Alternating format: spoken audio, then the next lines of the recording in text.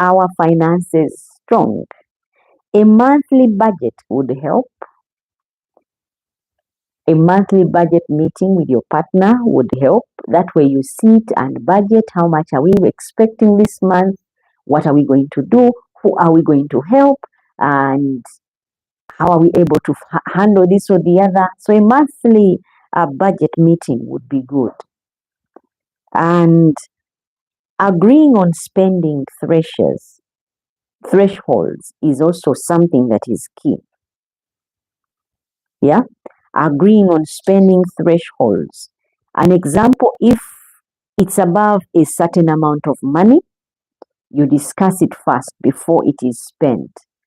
An example, if me and you are in a relationship, if we are going to spend more than 100,000 on something, we need to first agree on it.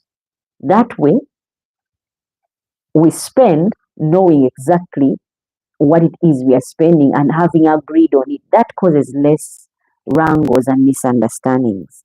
Also, setting up a joint emergency fund. Like Joyce from Barara said, she said, we didn't plan emergencies. When my partner lost his job, it was a wake-up call. Now we have an emergency fund. It does work. Dina says, what is your money for as a woman in a relationship?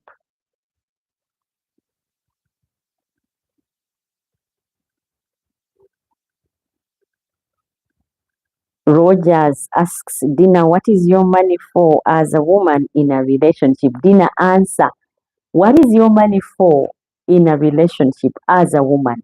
Because you say in a relationship for you, you are totally a man's responsibility. So now we need to know, Dina, what is your money for?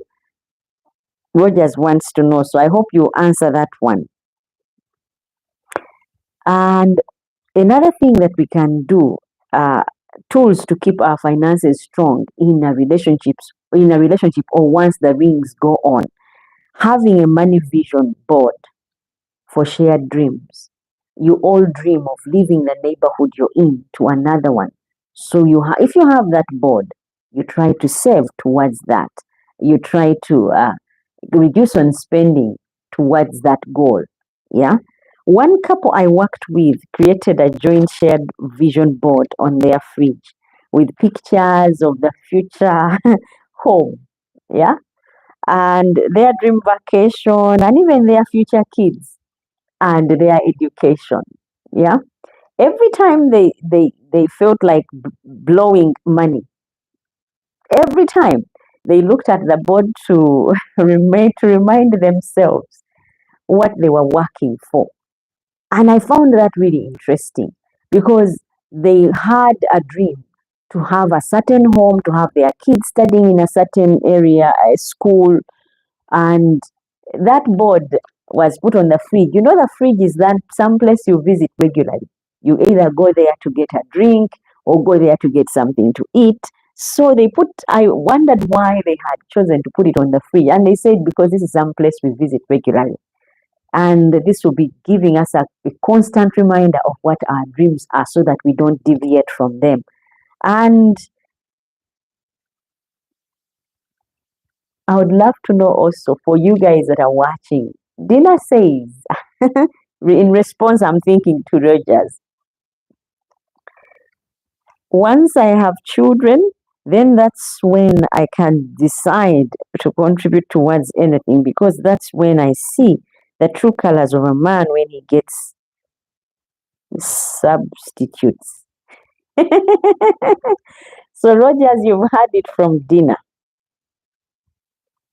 that once she has children, that's when she can start contributing towards anything because that's when she sees the true colors of a man when he gets substitutes.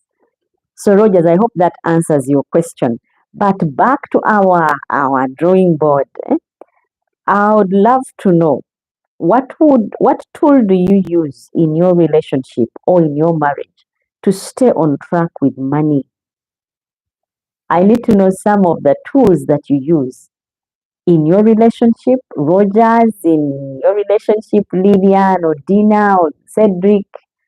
or Tasha Boya or TJ, what tools do you use in your marriage to stay on track with money in your relationship? Because now I want us to go to deeper reflections, the culture of money. That is what I want to go to. Let's zoom out for a second, yeah? Culturally, money has so much meaning. Some cultures expect the husband to provide, yeah, everything, to provide everything. Others expect joint responsibilities because they are different cultures. Like where I come from in Africa, they expect the man, you know, to provide everything for in a home. But there are other cultures.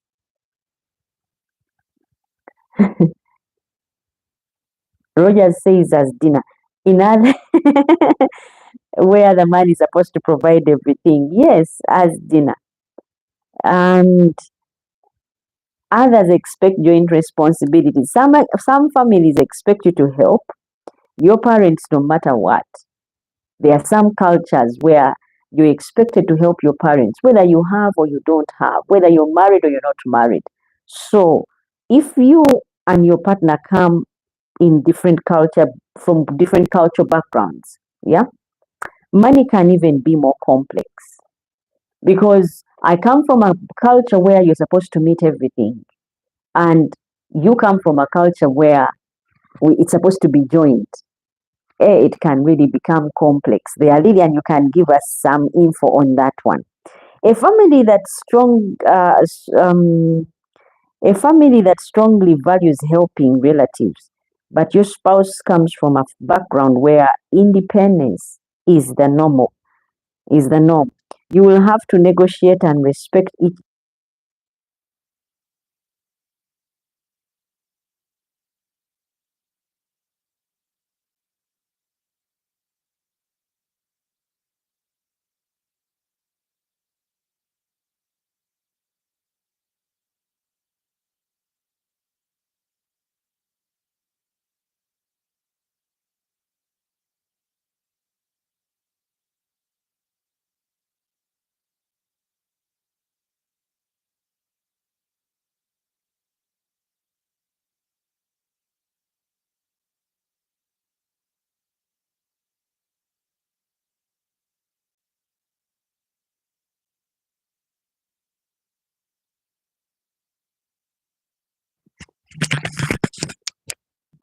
Oh, Rogers said not hearing. Thank you so much, Rogers. I was waiting to see someone tell me. We were talking about cultures. Huh? Um, I was saying there's a family that strongly values helping relatives. And Dina says, check the sound quality. Thank you, Dina. There's a family that strongly values helping relatives, but your spouse comes from a background where independence is the norm. You will have to negotiate and respect each other's expectations. There are those who are like, once I get married to you, it's us and us alone. I don't want to hear that your parents, that your cousins, that you're helping your uncle in the village. No, it is us and us alone, and us and us first. So you have to negotiate those two cultures and expectations. It's not just about members, it's about values, it's about family, it's about culture and identity as well. When we are looking at money, marriage, and what really goes on after the rings, it's about also we need to consider so many things, like the family that that person is coming from, like the culture, the faith, the identity, because some faith says you take care of your parents, and people really take it serious and take care of their parents, and it's not bad. So you talk about these things. Don't wait for a crisis where a need has arose, and that's when you find the opportunity to talk about and discuss some of these things. Let's make this conversation more real now. I'll talk about what Susan texted and said. She says, my partner has a gambling problem, but I love him. How do I deal with that financially.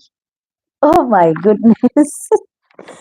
Susan says her husband, my partner, so they are not married, I take it, because she said partner, has a gambling problem, but I love him. This one probably would be for Lydian. Lydian, you would give insight on this one, or Dina, or Rogers, or Cedric. She says, my partner has a gambling problem, but I love him.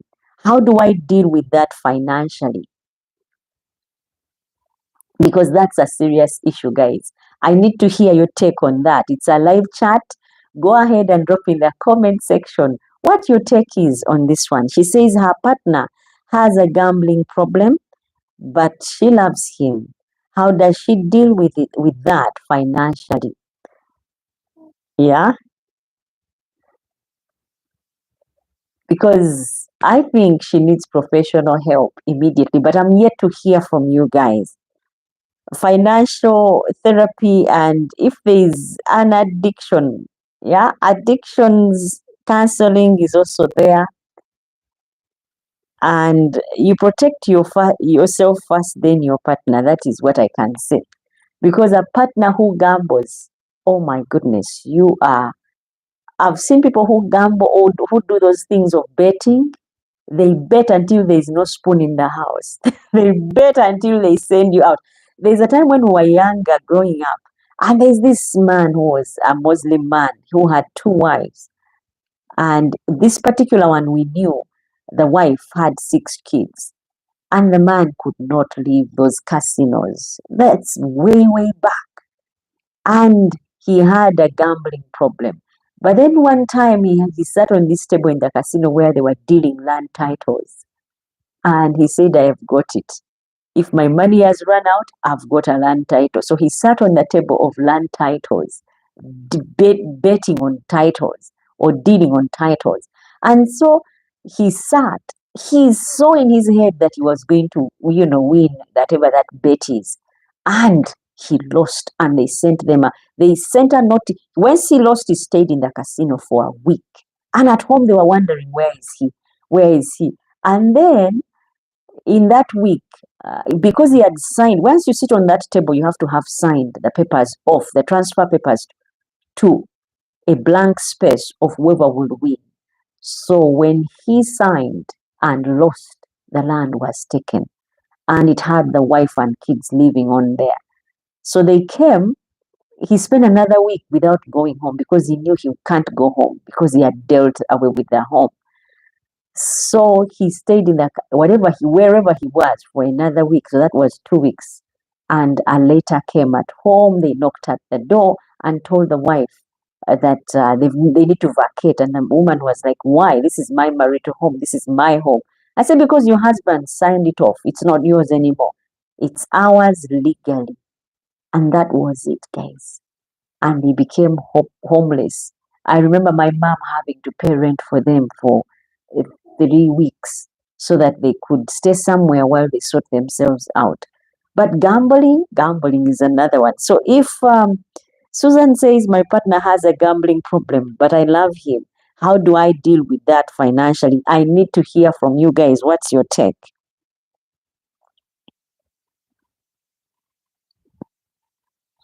And Dina says, I think in marriage, a man is a provider and a woman is simply a manager. There you have it. My goodness. A woman is simply a manager. That's what Dina says. And Lillian says they should seek help together. This the Susan who said my partner has a gambling problem, but I love him. How do I deal with that financially? So Susan, if you're listening, they said you should seek help